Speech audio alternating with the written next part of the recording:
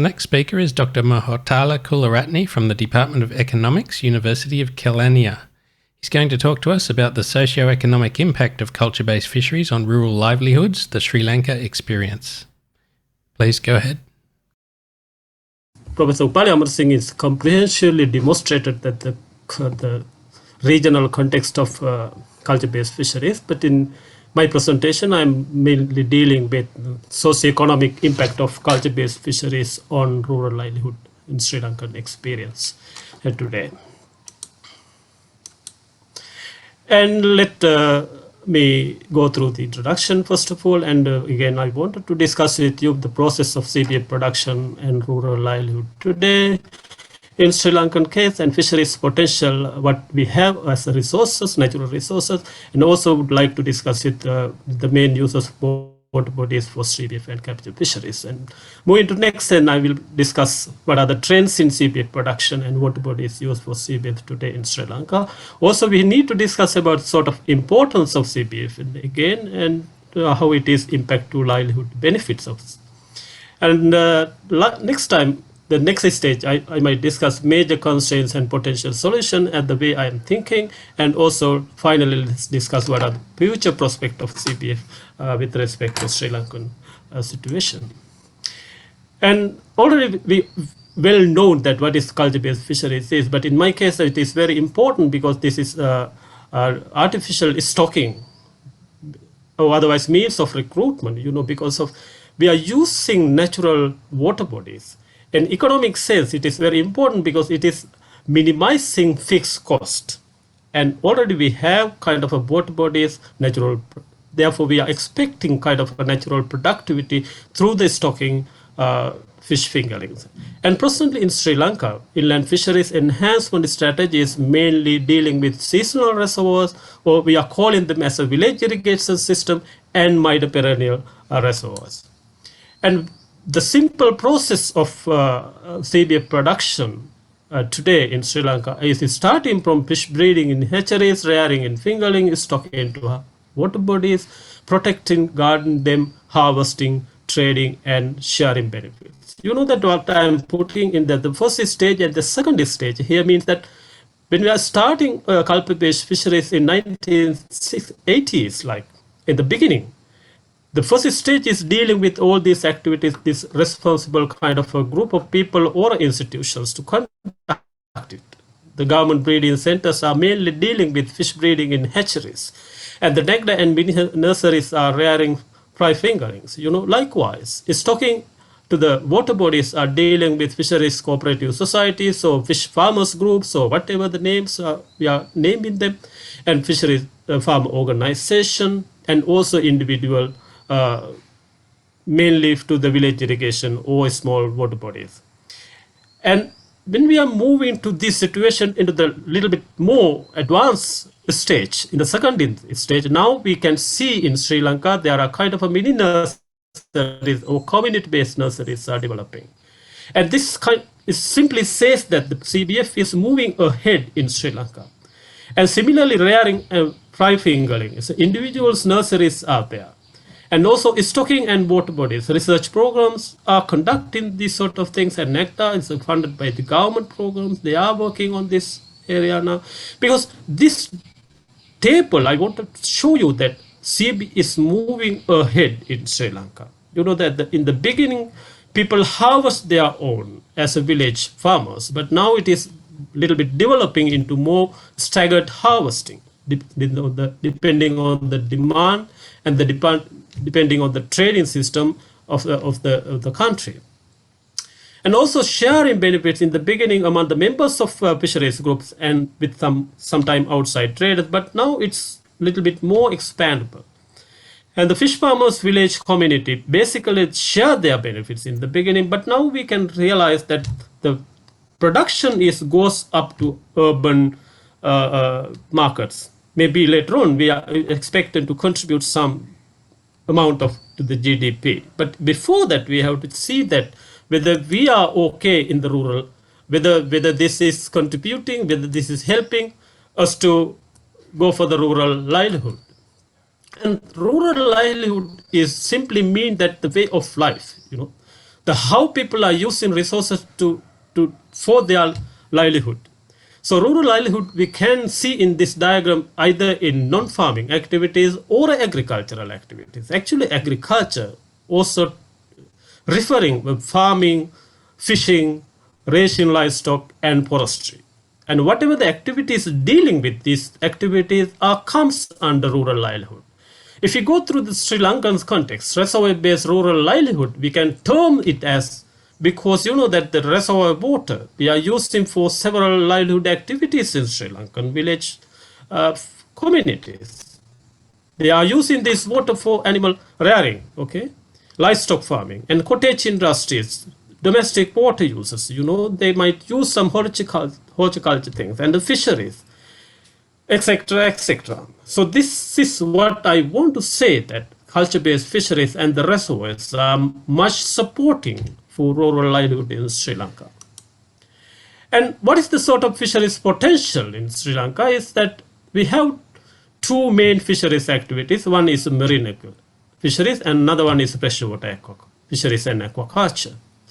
You know that our coastal fisheries are optimally exploited. Now the best alternative is moving to the development of inland fisheries. Since we have enough water bodies in the country, thanks to our ancestors, they developed those things expecting to the future benefits, not for their own benefits. So, however, we have six large reservoirs we have made for the hydroelectricity generation and in addition to agriculture. And also now we can see that inland fisheries to lesser extent. And the other water bodies are agriculture and fisheries. To total extent of freshwater body, whatever the numbers is, we have 260,000 hectares of water in the country, representing for these other water bodies. And fisheries in rivers and floodplains are considerably low. So, however, fisheries, culture-based fisheries is a secondary use of reservoir water. That is not the first priority of constructing reservoirs in Sri Lanka. And these are the two types of main reservoirs already we are using. It doesn't say that we are not moving to the many other water bodies in Sri Lanka, but up to now, we are using CBF, we are using perennial reservoirs for CBF, and also we are using over 10,000 village irrigation systems. They are suitable for culture-based fisheries and covering large surface water in Sri Lanka. And all these black dots, actually, it is representing the kind of water bodies in the country. So in that case, we are very rich in water. And if you get that these trends, if you get that trends of CBF in Sri Lanka, then with this data is present in 2005 to 2019. What is importance is that the culture-based fisheries production is increasing, but you can see that it is fluctuating all the time. And similarly, the number of water bodies also. And if you get that one in this period, from 2011 to 2019, it is similarly production goes up, but unfortunately, the number of water bodies is stocked in CBF is very much fluctuating. That is very much because of the water availability, especially for the seasonal reservoirs, and also there is some other kind of reason which are under human control, but that are very much concerned in my presentation today. And look at the importance of the CBF, why it is necessary. If you get this district level food insecurity map in Sri Lanka, this red color, dark red color, is representing very much in higher food insecurity. But relating to that, if you look at the other map of the rivers and reservoirs in Sri Lanka, then the high food insecurity is reporting in the area where the reservoirs are very much located. So this gives some kind of information for us to whether we can minimize this kind of food insecurity through the natural resources we have in this country. That is what one prioritized area should be in culture-based fisheries, and that is what actually it is happening right now. And looking at all these things, and see this one, and see, if you look at these figures A and B, it sees that poor people eat more freshwater fish, actually. The number of water bodies used for inland fisheries aquaculture 2019 is in this north central province is very much high. Similarly, inland aquaculture and fish production in the same area is very much high. And when we are project this information into the next diagrams, here we clearly show that positive relationship between extent of reservoir with fisheries and fish production, and in the other side you can see that those people who are the per capita fish freshwater fish consumption is higher, they are very much representing less poverty level. This is kind of a national level figures actually. Therefore, negative relationship between per capita fish consumption and poverty. It gives a good sign to saying that it's one way or another, the CBF can somehow contribute to the reduction of the poverty in the country. And sort of livelihood benefits, what are those things up to now? I'm not going to quantify them one by one, but it's still the livelihood strategies benefit. We can divide it into 5 under livelihood framework.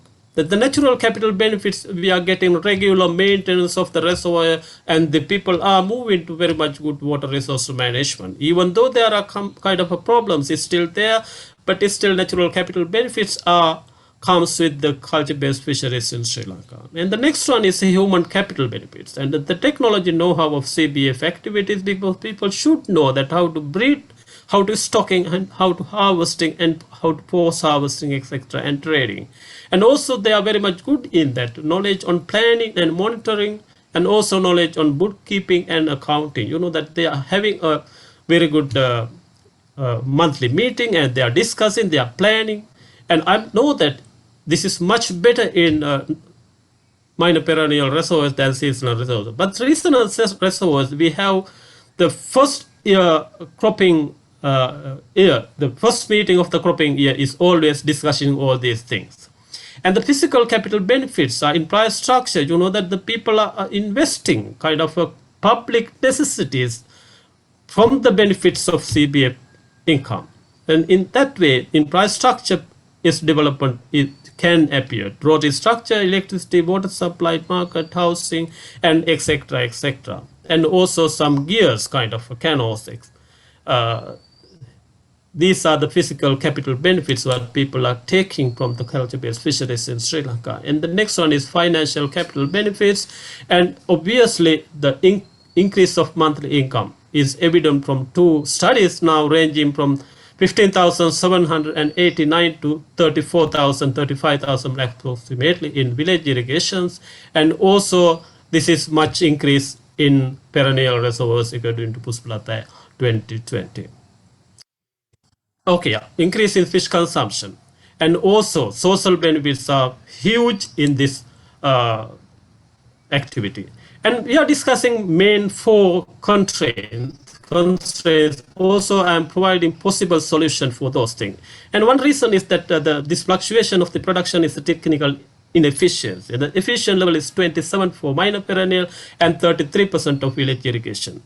And this cases comes with the inefficient water allocation. We are proposing intersector water allocation can be avoid increasing implementing invested power to farm organization, to establish fisheries cooperative societies, and incorporate agriculture and CBF to the crop calendar, as Professor Upalayamatha Singh mentioned. And also next one is poor transferability of water user rights, and you can see that it's here, and strengthening water user rights and managing excess labor and practice transferable quota system is much good solution to establish. And another one is very expensive fingerling production and the limited quantity and all these things. Let's try to see that to establish of a strategy for ensuring fingerling supply through this interconnecting several water bodies together. And also income versus nutrition. You can see that we are getting less nutrition level because of our production goes to the wholesale 80%, but 20%, approximately 13%, and goes to the 14% goes to the consumer, village consumer. Therefore, I'm suggesting outward expansion market strategy for this one. So much better way to increase if we are interested to nutrition level to increase. And also pre-access was common property, because when we are subsidizing stocking, then people are believing water bodies are belongs to them. Therefore, they like to go for pre-accessible resources. Like, therefore, we have to promote independent investment and strengthen CBF with the collective action. And our objectives is increasing CBF for animal husbandry, fisheries, forestry, and finally agriculture, aquaculture system. That this is what kind of things, this is the kind of framework we can suggest that it is ensuring for the people for nutrition, the food, and all the other things within this framework. We can discuss this one is further. And then finally, I like to mention that what we should do is we have to introduce integrated aquaculture agriculture system to promoting forest farming, dairy farming, CBF farming, and rice farming within the framework of irrigation systems in Sri Lanka. So therefore, I conclude that farmers should manage their water resources through the development of understanding of the importance of an efficient water use for enhancement of their livelihood. Thank you very much.